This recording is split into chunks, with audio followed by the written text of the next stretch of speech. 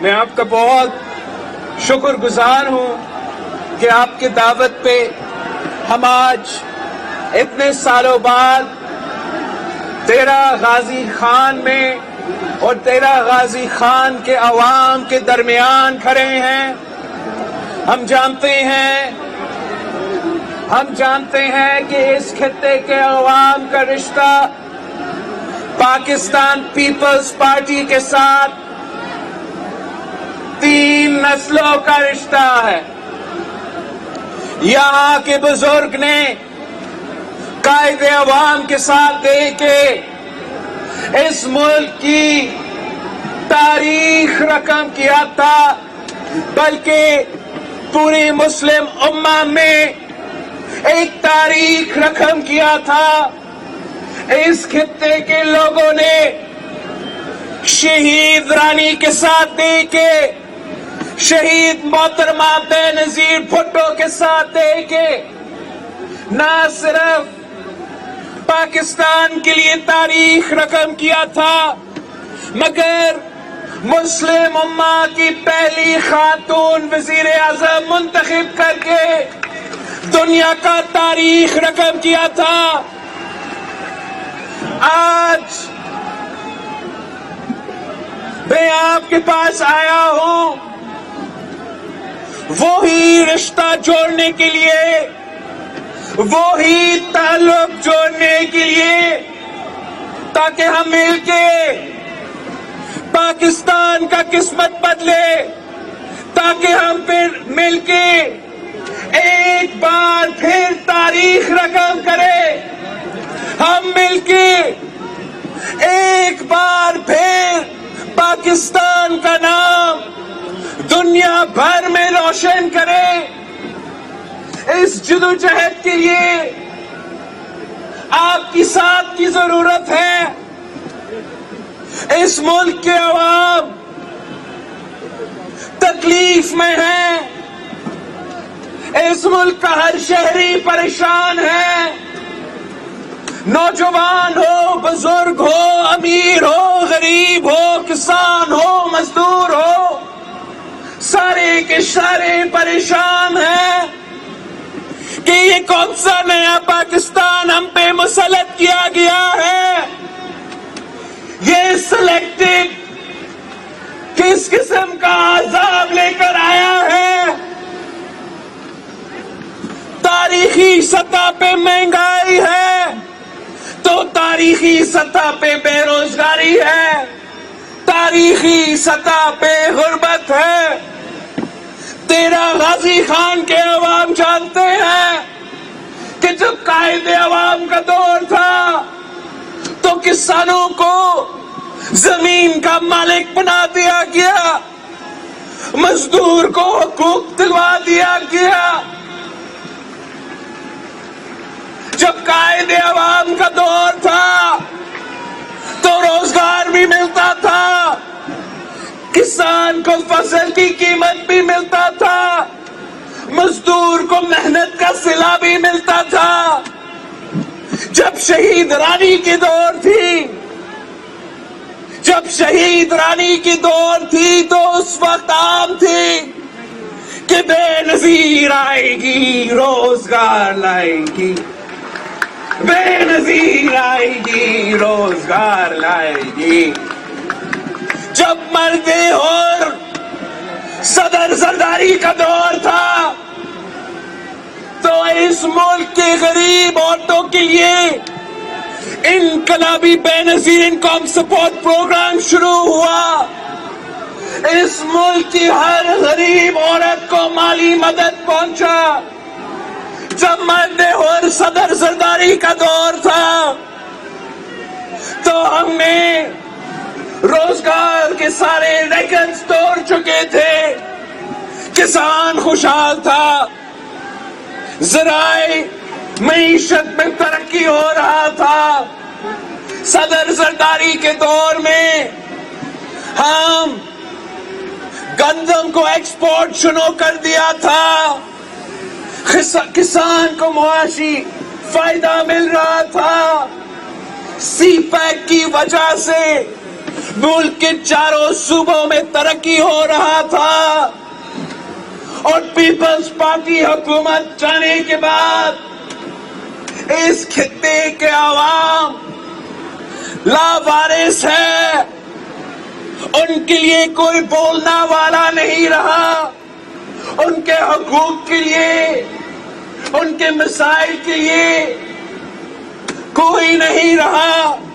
اب ہم آپ کے پاس آ چکے ہیں پاکستان کو بچانے کے لیے۔ خان نے آپ کا ووٹ پہ ڈاکہ مارا ہے، عمران نے آپ کا پیٹ پہ ڈاکہ مارا ہے، سلیکٹڈ نے آپ کا جیب پہ ڈاکہ مارا ہے۔ آپ پاکستان پیپلز پارٹی کے ساتھ دو، آپ عوامی جماعت کے ساتھ دو، ہم اس کو معاف نہیں کریں گے، ہم اس سے حساب لیں گے۔ وہ جو 20,000 خاندان ہیں جن کو شہید رانی نے روزگار دلوائی تھی، پہلے ان سے میاں صاحب نے روزگار چھینا تھا، تو مرد ہور کے دور میں ہم نے پھر سے ان کو روزگار دلوایا تھا۔ اب اس سلیکٹڈ حکومت نے ان 20,000 خاندانوں کو ایک بار پھر بے روزگار قرار دے دیا۔ یہ کس قسم کا تبدیلی ہے؟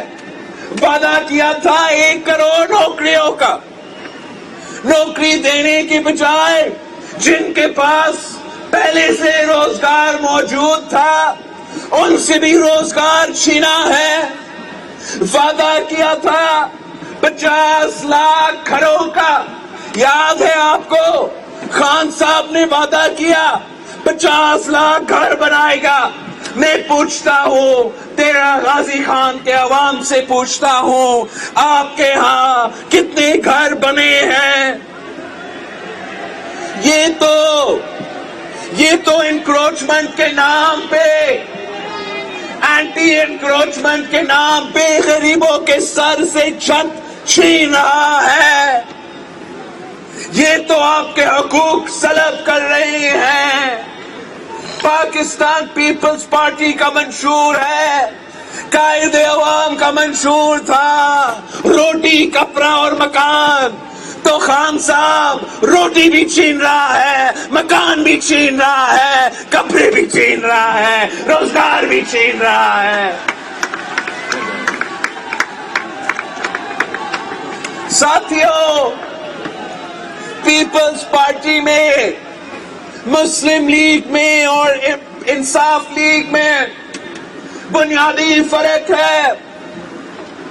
وہ دونوں جماعت سمجھتے ہیں کہ اگر آپ امیروں کو زیادہ امیر بنائیں گے تو پاکستان کی معیشت ترقی کرے گا۔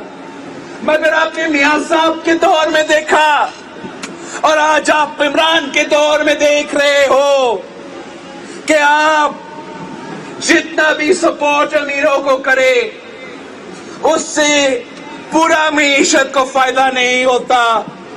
لیکن جب آپ عام آدمی کو سپورٹ کرتے ہیں جیسے پیپلز پارٹی نے کی تھی تو پھر پورا معیشت ترقی کرتا ہے۔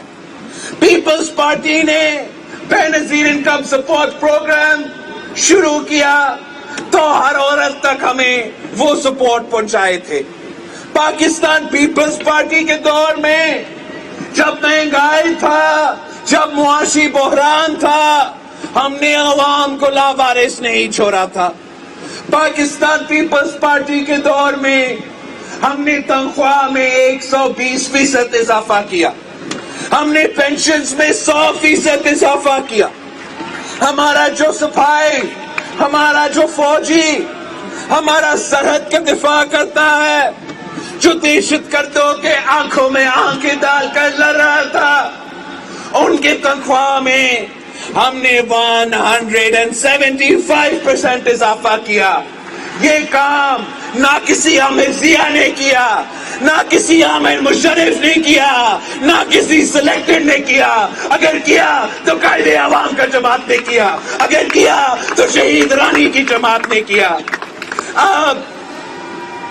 اب ہم نے اس ملک کو بچانا ہے. ہم نے قائد عوام کو مشہور کو گھر گھر لے کے جانا ہے. میرے پنجاب کے لیے، پنجاب کے جیلوں کے لیے پیغام ہے. میرے پنجاب کے جیلوں کے لیے پیغام ہے کہ جاگ میرے جیلوں جاگ. پاکستان جل رہا ہے. اگر کوئی بچا سکتا ہے تو آپ بچا سکتے ہو. جنہوں نے عامر ضیاء کا مقابلہ کیا وہ خان کو بگائیں گے. جنہوں نے عامر مشرف کا مقابلہ کیا وہ سلیکٹڈ کو بگائیں گے. جنہوں نے شہید محترمہ بے نظیر بھٹو کو وزیر اعظم بنایا وہ اگلے الیکشن میں پورے ملک میں حکومت بنائیں گے انشاءاللہ تعالی. آپ اپنا تیاری پکڑے، آپ اپنا جدوجہد تیز کرو.